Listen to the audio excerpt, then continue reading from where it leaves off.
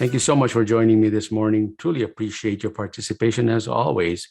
Let us begin by placing our awareness in the area of the heart. And then let us take slow, deep, gentle breaths, just like we always do. And maintaining that awareness in the area of the heart as we draw these breaths in very gently, very slowly, and deeply. And imagine that they're flowing into your heart as you take 5 seconds to breathe in. And as you exhale, it's flowing out of your heart very symmetrically. Same amount of time to breathe in as you breathe out. Do that for a few breaths.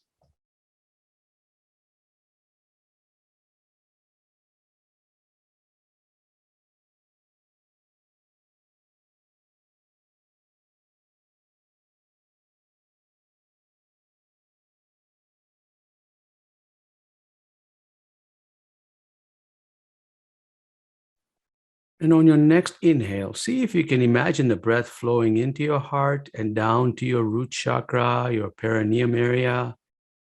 And then as you exhale, imagine the breath flowing out of your perineum, out from your heart and beyond. Take those deep breaths.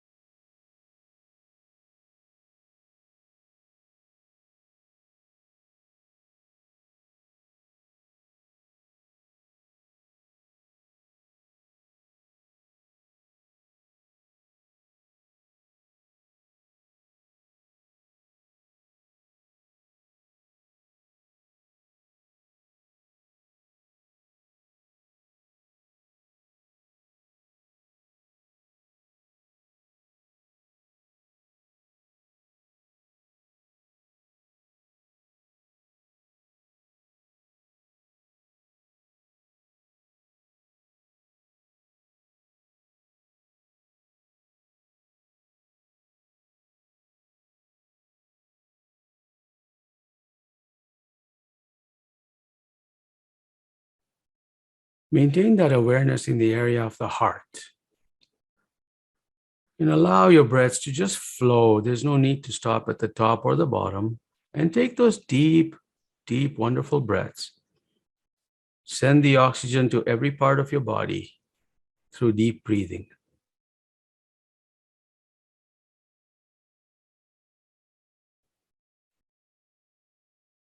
Now open your eyes if you had them closed. And you can continue to breathe like that. If it suits you, that's fine too. Today's topic is abandonment and rejection. Of course, I get these inspiration often when I'm out in nature walking. And I was walking yesterday with a friend, and we were out at a very beautiful place. We got lost what was supposed to be a 2-hour hike became a 5-hour hike, but it gave us that much more time to connect with nature. Needless to say that during that process, as I was chatting with the friend, I realized that both of us have experienced a lot of abandonment in our lives, rejection. It's not that somebody acted maliciously against us in either of our cases, but growing up, we have experienced much trauma, a lot of it that we don't even know that we've experienced it until it shows up in our behavior. I want to share with you something that happened to me. I realized, and maybe through that example, there's some relation that you can make about your own life or somebody you know. So growing up, I was brought up with my grandparents, and I remember my mom and my dad leaving to go to another country to stay. Now the circumstances were very different in Africa. They were still coming out of independence, and so there was a bit of my parents were very interested in making sure that I got the right education. And while the British ruled the East African area, or colonized it, they had a British academic system in place. So, I was growing up in elementary school, we were taught math and science and all the academic systems. And so some things were changing along that, because as they gained their independence, they realized that they needed to have more agriculture. In any case, my parents, didn't take me with them. They sent me to live in Nairobi, which is a different country, which still had the academic system.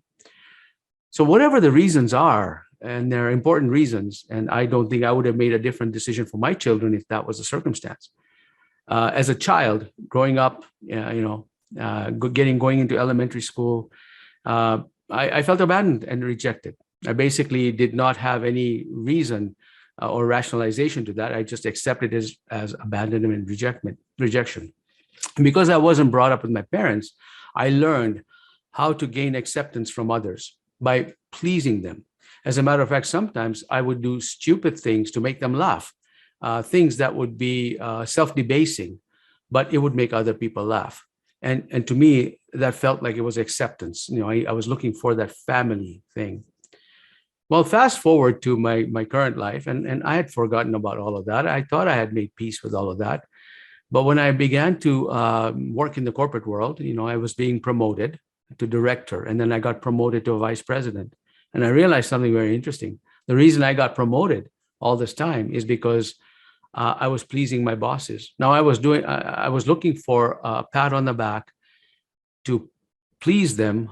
And when I actually achieved something wonderful, they gave me a pat on the back, and I was feeding off of that. And it gave me more motivation and drove me towards doing more wonderful things. And I achieved a lot of things during work that I got promoted to a vice president. But when I got promoted, it was a different boss that I had. And that boss would never pat me on the back, although he appreciated me. And he would tell everybody else that, I was probably the smartest vice president he had ever come across. He would never say that to me. And I never knew he was having these conversations. So I began to try harder to please him. I would never get any pats on the back from him. And I would try harder. And I almost burnt myself out to a point where I had to leave the organization. So I left. And, I'm now on this path, and I'm thankful for that. However, the important aspect of that is I realized that I was being driven to please others rather than being satisfied with my life purpose. And so that shift was a huge change for me. Can you relate to something like that? Is your behavior in parallel with what I've been going through? Are you experiencing similar things where you're trying to do something to please others, and sometimes you get that symbiotic effect where they give you a pat on the back and you keep going, and then they do that. So every behavior that we have that we experience in this life, it has its roots to the subconscious belief systems. Once I realized that, I was able to break through the limiting beliefs, because the only way to do that is to actually handle it head on. So every opportunity I got where I was tempted to please somebody, rather than me giving them my views, I was almost about to give them views as a coach or as a business coach, I would they want to do something and I would say, yes, let's do it. Rather than that, I would stand my ground and say, look, I can't recommend that. I think these are the other areas that you need to focus on. And even though it upset them, I stood firm in my ground, but I started recognizing that I was a people pleaser.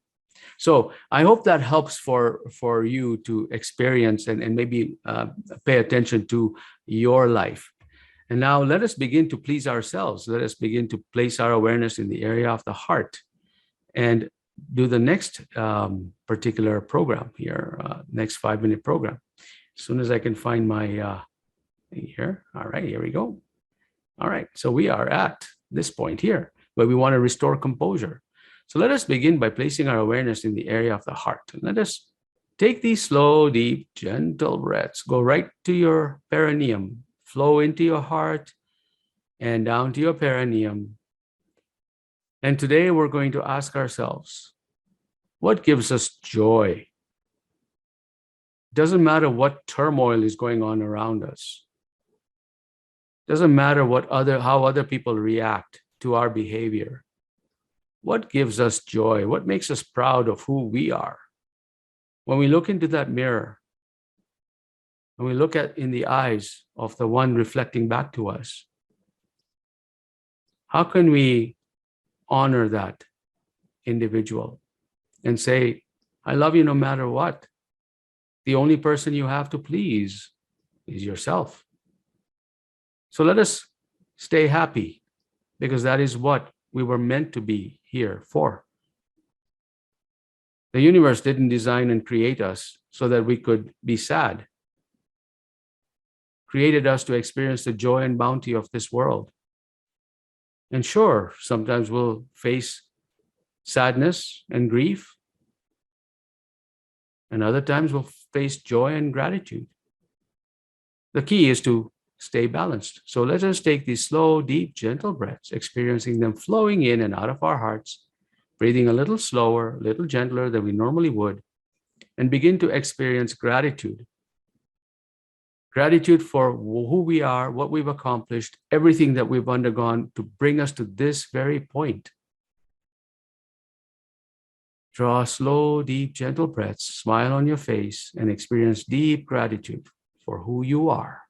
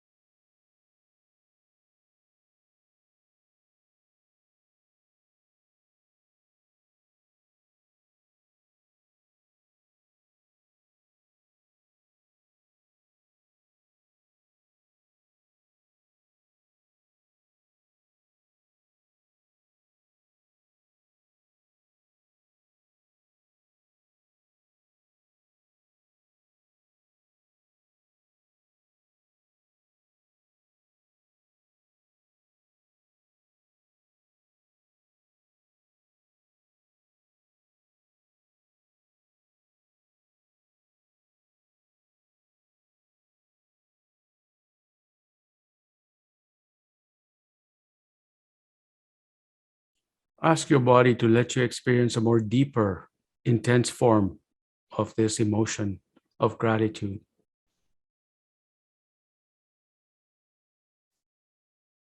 Imagine looking at yourself in that mirror and just loving yourself, smiling at yourself, honoring yourself for bringing you to this point.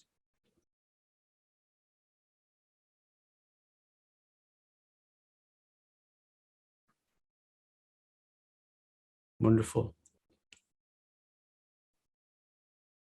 If you had your eyes closed, please open them. Thank you so much for joining me this morning. I've seen a couple of comments come through. So as you're typing your reflections or your questions in, happy to respond to that. In the meantime, I'll just let you know what's going on beyond today. I'm putting together, I've actually put together a 4-part series of freeing yourself from limiting beliefs. This is where I want to talk about how we aim small. If you think that you've got a lofty purpose in life, most of the time you're only aiming as high as you think you can achieve, rather than just unleashing that, saying that I can achieve anything. And I want us to break down these things so that in that 4-part series that will take place every 2 weeks, each session will be taking every 2 weeks. We will unpack it, give you a little bit of exercise to do, and it also includes a couple of one-on-one coaching sessions with me, so that I make sure that you're on, anything that comes up for you that we can address right there. This is exclusively for my Ignite membership people. So if you are not a member of the Ignite community, please do check it out. You'll see the information available to you in the email that I send out. Okay. So that's happening. Actually, it was supposed to start today at 11 o'clock Mountain Time, but I have to do something for a friend of mine who had a medical emergency that I have to take her to the urgent care. So I'm not able to do it today. So my apologies. We'll shift it to next week, and it'll be live at 11 o'clock Mountain Daylight Time. So if you were hoping to join me today, as I made the announcement last week, it'll be next week. All right. Again, if I can be of service, one-on-one coaching, please do chat with me. And now let's look at the comments that are coming through. Thank you so much for joining me again. Comments. Love and light, Claire and Carol. Love and light to you too. It's beautiful outside. It's getting better, the weather-wise. Sudanta from UK, London. Thank you so much for joining us, Sudanta. And Dil, I'm sure you're back there somewhere. And Sudanta agrees with me that this has become a management tactic to be able to please, to hold praise, to drive someone even more. You know what? It's not specific to corporate worlds. They think that if you pat people on the back too much, they get a big head and they slack off. I remember there was I'm in the acting theater world. I remember a director who would never praise the actor for a job well done, because he felt that the actor would go, would get a big ego. Nothing is farther from the truth. I mean, I've had lots of experience as a manager, as a vice president, and I know that every time you have to be sincere about praising somebody. When you're sincerely praising someone and you tell them exactly why you're praising them, not just platitudes, when you do that, it really motivates them. But at some point in our lives, and this is how we're driven, at some points in our lives, you will see people who do not listen to other people, and they just follow their heart. And we want to be in a position where we just follow our heart and allow the love and the joy of doing that come from within. So thank you so much for that, Sudanta. Claire and Carol, thank you, Shamir. The awareness continues. Yes, absolutely. Dr. Wolf, Amber, it's amazing how we are programmed to please. It's a lifetime process, so keep digging deeper. Absolutely, absolutely.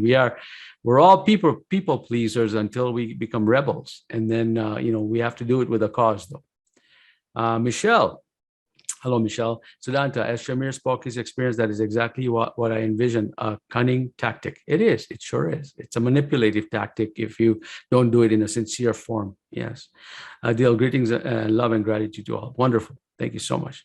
Those are all the comments today. Thank you so much for your engagement. I appreciate it. I have a question from Michelle here. How do these experiences, these adverse childhood experiences, come into light to find integration to experience resolution?